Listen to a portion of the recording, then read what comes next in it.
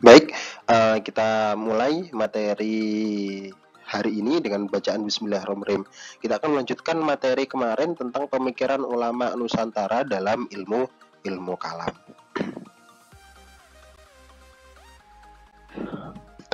Yang pertama adalah Syekh Nawawi Al-Bantani. Seperti yang kita tahu, beliau adalah ulama Nusantara yang go internasional, yang kiprahnya terkenal di seluruh dunia. Bahkan beliau pernah menjadi imam dari Masjidil Haram.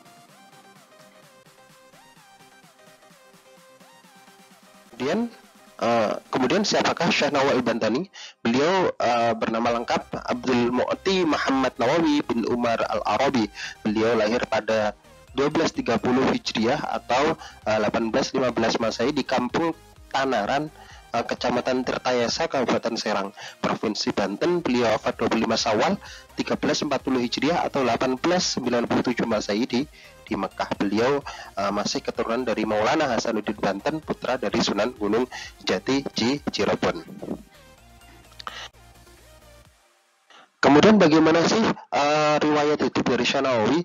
Kita tahu bahwa Syekh Nawawi ini adalah ulama asli dari Banten yang kemudian belajar dan hidup besar di Makkah, sehingga terkenal di Makkah dan wafat di Makkah. Pada masa kecilnya beliau adalah anak yang cerdas, terbukti dengan beliau mampu menyerap pelajaran dari ayahnya dan mampu memberikan pertanyaan kritis kepada ayahnya. Jadi anak-anak yang cerdas itu terlihat dari bagaimana dia kritis memberikan pertanyaan-pertanyaan. Maka saya biasanya sering memberikan waktu kalian untuk bertanya agar agar merangsang daya kritis kalian, karena kecerdasan seorang dilihat dari kualitas pertanyaan yang dimilikinya.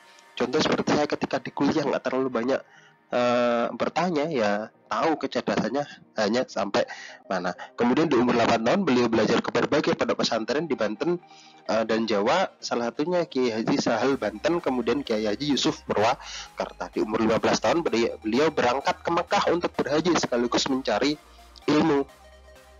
Beliau di Mekah tinggal di Syaib Ali. Di sana beliau belajar kepada banyak ulama masyhur. Setelah 3 tahun di Makkah, beliau kembali ke Indonesia. Akan tapi karena kekuasaan Belanda semakin semena-mena, membuat beliau tampil di mimbar berkhutbah untuk memberikan semangat kemerdekaan. Jadi ketika kembali dari Makkah, ternyata penjajahan Belanda itu semakin semena-mena, sehingga di sini muncul semangat agar Indonesia keluar dari penjajahan itu. Karena gerakannya semakin terbatas di Indonesia, akhirnya beliau memutuskan untuk kembali ke Mekah dan tinggal di sana kurang lebih selama 30 tahun. Selama di Mekah, beliau menjadi pengajar sekaligus imam besar Masjidil Haram dan penulis karya atau penulis buku. Beliau karya beliau mencapai 99 karya, bahkan ada yang mengatakan 115 buah karya. Banyak dari beliau memunculkan berbagai ulama besar Nusantara yang kemudian melanjutkan perjuangannya dalam mempertahankan kemerdekaan atau memperjuangkan kemerdekaan.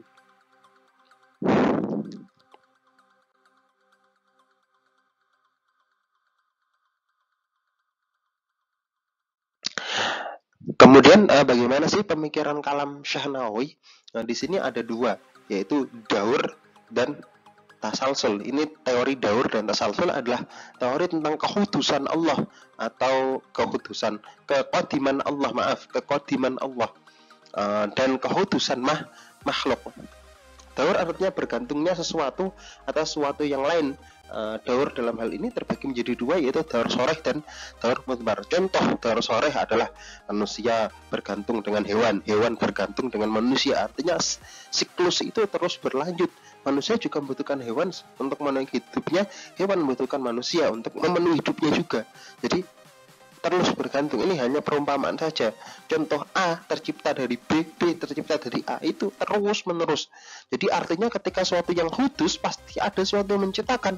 Suatu yang menciptakan pasti butuh yang menciptakan yang lain. Kemudian mudmar, manusia bergantung dengan hewan, hewan bergantung dengan alam, alam bergantung dengan manusia. Artinya itu lebih luas lagi.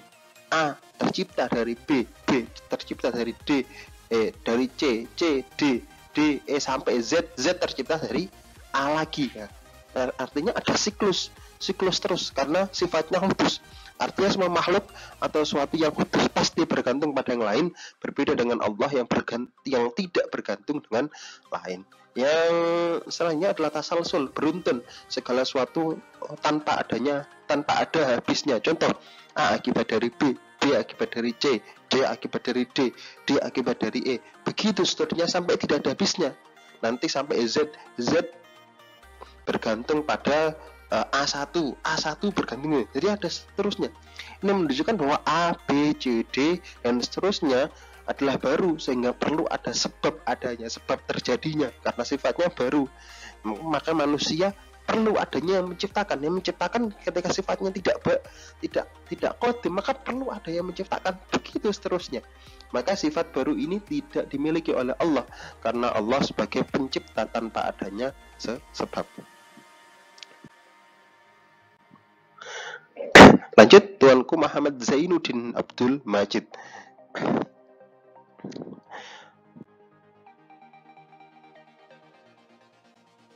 Tuanku Muhammad Zainuddin Abdul Majid, beliau lahir pada tanggal 17 Rabiul Awal 1316 Hijriah atau 1898 Masehi di Kampung Bermi, Desa Pancar, Lombok Timur. Beliau anak dari pernikahan Haji Abdul Majid dengan Hajah Halimatus Sa'diyah. Nama kecilnya adalah Muhammad Sakaf. Jadi nama kecil dari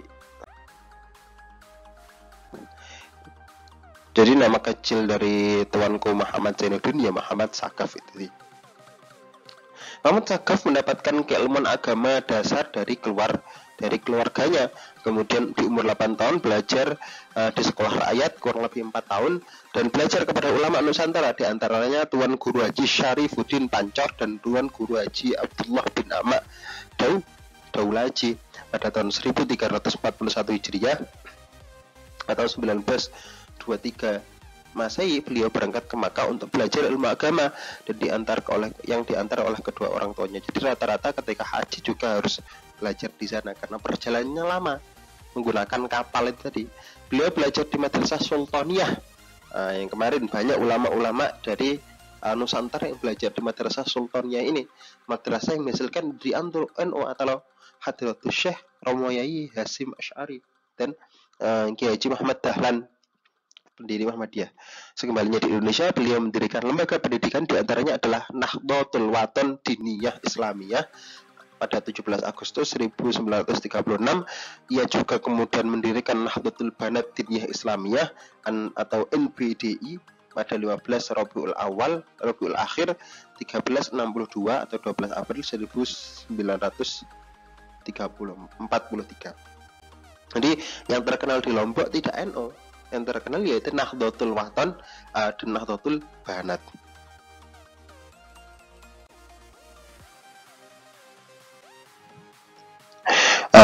Adapun Nahdlatul Wathon dan Nahdlatul Banat ini ya hampir sama dengan amalnya seperti NU. Sehingga dalam hal ini Tuanku Muhammad Zainuddin ini pemikirannya sesuai dengan mayoritas ulama Nusantara. Beliau mengikuti akidah Ahlus Sunnah wal Jamaah ala madhab Imam Syafi'i yang kemudian dijadikan sebagai dasar dalam organisasi yang didirikannya, yaitu Nahdlatul Wathon Diniyah Islamiyah.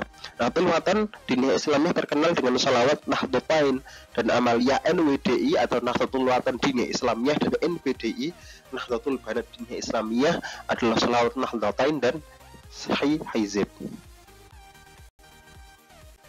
Fakta dari Tuanku Muhammad Zainuddin terkenal akan kecerdasannya dan selalu mendapatkan juara 1 dan juara umum, menyelesaikan studi 3 tahun lebih cepat. Akselerasi ini kalau sekarang. Karena prestasinya, ijazahnya ditulis langsung oleh penulis khot terkenal yaitu Syekh Daud Ar-Rumani atas usulan dari Muntir. Kemudian ijazah tersebut diserahkan pada 22 Dzulhijjah 1353 Hijriah dan ditangani oleh 8 guru besar madrasah tersebut. Kemudian Syekh Khalil Bangkalan. Syekh Khalil Bangkalan beliau lahir pada 11 Jumadil Akhir 1235 Hijriah atau 27 Januari 1820 di Kampung Senen, Desa Kemayoran, Kecamatan Bangkalan, Kabupaten Bangkalan, Madura, Jawa Timur. Mungkin kita sendiri sudah akrab dengan Syekhuna Khalil Bangkalan. Pendidikan pertamanya diasuh langsung oleh ayahnya. Kemudian ayahnya mengirim beliau ke beberapa pondok di Jawa. Salah satunya adalah Ponpes Langitan Tuban yang ada di Widang. Langitan terkenal ya. Bahkan Syekhuna Khalil pun pernah belajar ke sana. Kemudian di Pondok Langitan tersebut beliau berguru kepada Ki Muhammad Nur, yang saat itu beliau ini Syekh Khalil itu sudah berumur 30 tahun. Dibayangkan seumuran bahkan lebih tua dari saya, masih belajar, masih nyantri ya. Nah setelah itu masih melanjutkan ke Ponpes Cangaan Bangil dan pindah ke Ponpes Kebon Candi. Selama di Kebon Candi beliau juga belajar kepada Kiai Nur Hasan atau masih kerabat dengan beliau atau Syekh Khalil Bangkalan ini. Kurang lebih Syekh Kiai Nur Hasan ini tinggalnya sekitar 10 kilo dari Kebon Candi, Pondok Kebon Candi. Jadi beliau menempuh jarak kurang lebih 10 kilo untuk belajar ke salah satu kerabatnya ini.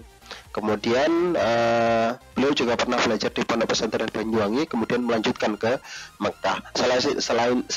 Selesai di Mekah, beliau kembali ke Bangkalan, kemudian menikah dan mendirikan pesantren di tanah yang dihadiahkan oleh mertuanya, yaitu Raden Ludra Pati. Kemudian pemikiran, karena Syekh Khalil ini dekat dengan NU, dekat dengan kita, maka ya tidak jauh dengan pemikiran kalam kita. Syekh Khalil merupakan guru sekaligus orang yang dimintai saran oleh Kiai Haji Hasyim Asy'ari ketika hendak mendirikan NU. Dari sana dapat diketahui bahwa Syekh Khalil adalah penganut aswaja bermadzhab Syafi'i. Sempat berguru kepada Syekh Khatib As-Sambasi atau mendiri tarekat Qadiriyah Manaksabandiyah, sehingga beliau bukan hanya ahli tarekat, ahli fikih, tapi ahli tasawuf. Oleh sebab itu corak pembelajarannya adalah fikih sufi mistik. Tidak mempertentangkan tasawuf dan fikih, akan tetapi mengintegrasikannya, mengambil celah tengah antara normatif dan substantif dalam beragama. Cermin ulama yang bersyariat dengan baik dan bertarekat sebagai jalan mendekatkan diri kepada Allah, atau dalam hal ini kesolehan secara eksoteris dan esoteris, luar dan dalam, baik secara fikih syariatnya maupun tasawuf dalam mendekatkan diri kepada Allah. Jadi lengkap. Baik, mungkin itu saja singkat materi yang sudah saya sampaikan, yang telah saya sampaikan. Semoga dapat difahami. Kita akan diskusikan yang insya Allah kita bertemu di pertemuan minggu depan. Insya Allah kalau keadaan sudah normal, kita akan melaksanakan dengan PTM atau pertemuan tatap muka. Kurang lebihnya mohon maaf. Assalamualaikum warahmatullahi wabarakatuh.